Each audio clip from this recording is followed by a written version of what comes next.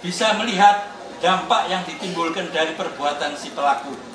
Kalau dampaknya tak begitu merugikan masyarakat secara luas, termasuk pihak korban, itu bisa ditangani dengan pendekatan lain dulu, tidak terus semua diproses pidana.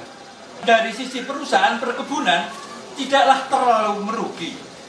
Menjatuhkan pidana oleh karena itu kepada terdakwa pidana penjara selama 1 bulan 15 hari dengan ketentuan pidana tersebut tidak usah terdakwa jalani.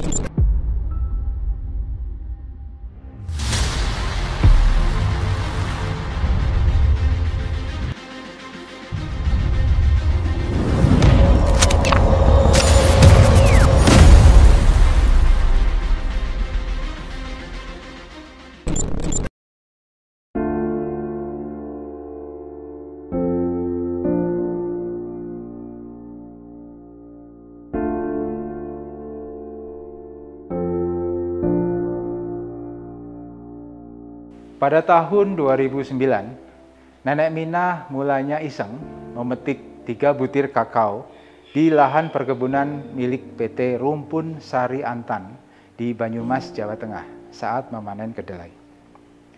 Kedapatan oleh mandor, ia mendapat panggilan polisi sepekan kemudian hingga berujung di pengadilan. Hakim kemudian memvonisnya 1 bulan 15 hari penjara dengan masa percobaan 3 bulan. Kasus ini cukup heboh dan publik bereaksi, mempertanyakan rasa keadilan saat itu. Secara tidak langsung, kasus ini telah mengawali restoratif justice menjadi populer di negeri ini.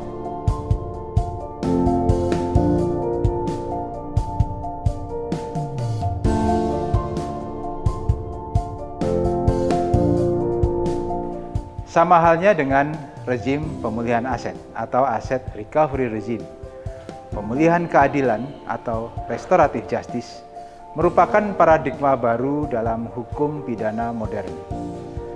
Hukum pidana klasik yang selama ini mendominasi pola pikir masyarakat dan penegak hukum di dunia sudah beralih ke hukum pidana modern yang tidak lagi mengedepankan pemenjaraan atau pidana badan sebagai efek jera dalam penjatuhan hukuman, melainkan pemulihan keadilan dan pemulihan aset kejahatan. Kalau hukum pidana klasik mengutamakan pemenjaraan sebagai hukuman pidana yang menjerakan sebagai bentuk balas dendam, sebagaimana asas lex talionis, maka hukum pidana modern tidak lagi berorientasi pada pembalasan, melainkan berorientasi pada 3 keadilan, yaitu keadilan kolektif, keadilan restoratif, dan keadilan rehabilitatif.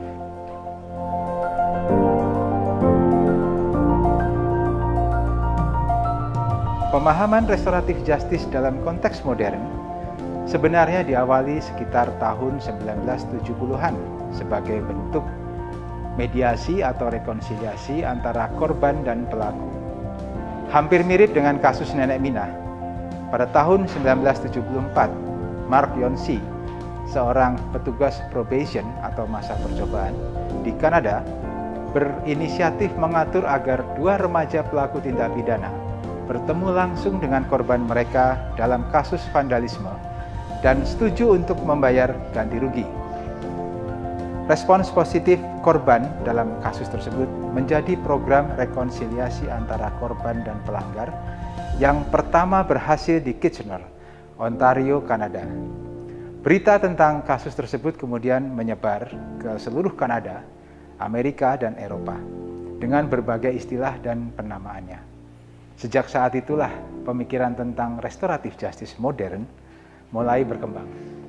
Akan tetapi sebenarnya, restoratif justice tersebut sudah dikenal dalam praktek hukum adat kuno di berbagai budaya suku bangsa hampir di seluruh dunia, termasuk hukum adat di Indonesia dengan berbagai penamaan yang berbeda sesuai pemahaman masing-masing bangsa.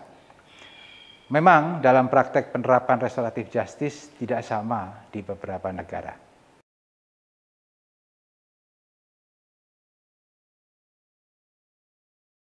Tahu, Pak. belum? Nggak tahu, nggak tahu. Nggak tahu sih. Justice. Waduh, saya kurang tahu tuh ya. Pada tanggal 17 Oktober 2012, Mahkamah Agung, Kejaksaan Agung, Kepolisian RI, dan Kemenkumham membuat nota kesepakatan bersama tentang pelaksanaan penerapan penyesuaian batasan tindak pidana ringan dan jumlah denda, acara pemeriksaan cepat, serta penerapan keadilan restoratif atau restoratif justice. Nota kesepakatan bersama itu melahirkan definisi pertama tentang restoratif justice yang tertera di pasal 1 ayat 2. Keadilan restoratif atau restoratif justice adalah penyelesaian perkara tindak pidana ringan yang dilakukan oleh penyidik pada tahap penyidikan atau hakim sejak awal persidangan dengan melibatkan pelaku, korban, keluarga pelaku atau korban, dan tokoh masyarakat terkait untuk bersama-sama mencari penyelesaian yang adil dengan menekankan pemulihan kembali pada keadaan semula. Kalau menurut saya RJ ini adalah merupakan sebuah dalam hal penegakan hukum itu adalah penyelesaian suatu perkara di luar daripada pengadilan. Adalah tidak hanya mengutamakan kepastian hukum, tapi lebih utamakan lagi adalah unsur yang lain adalah keadilan, kemanfaatan, dan kepastian hukum. Prinsipnya itu mengedepankan ya asas perdamaian, asas-asas untuk pemulihan kembali keadaan yang melibatkan mulai dari para pelaku, korban, keluarga pelaku maupun masyarakat yang berkepentingan. Dengan mencapainya suatu perdamaian, baik melalui ganti rugi ataupun tanpa ganti rugi, semua proses itu bisa selesai dan saling memaafkan. Restoratif justice ini pada prinsipnya ingin memulihkan seperti keadaan semula dengan sama-sama pihak-pihak yang terlibat dalam pidana itu merasa semuanya diuntungkan.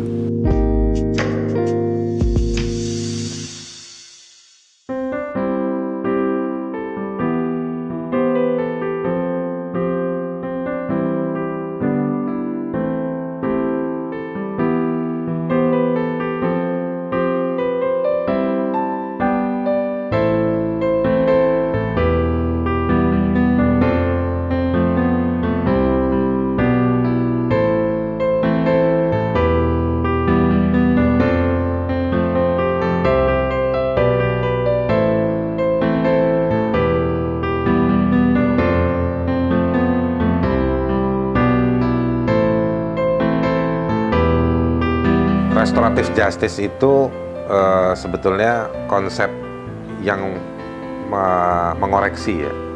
Itu bagian dari koreksi terhadap konsep lama yaitu retributive justice. Kalau di konsep yang lama, hukum atau penghukuman pidana itu munculnya sebagai sebuah balas dendam, sekejam mungkin, lalu mau mengedukasi publik dengan cara menakut-nakuti. Jadi kalau Anda melakukan kesalahan, maka ada hukuman yang kejam sekali. Ada sejumlah catatan terhadap retributive justice tadi itu. Nah, salah satunya yang juga penting adalah sisi bahwa negara atau kekuasaan ketika melakukan penghukuman jangan hanya kepada pelaku, tetapi juga harus melihat sisi korban atau dampak yang lebih luas misalnya di masyarakat.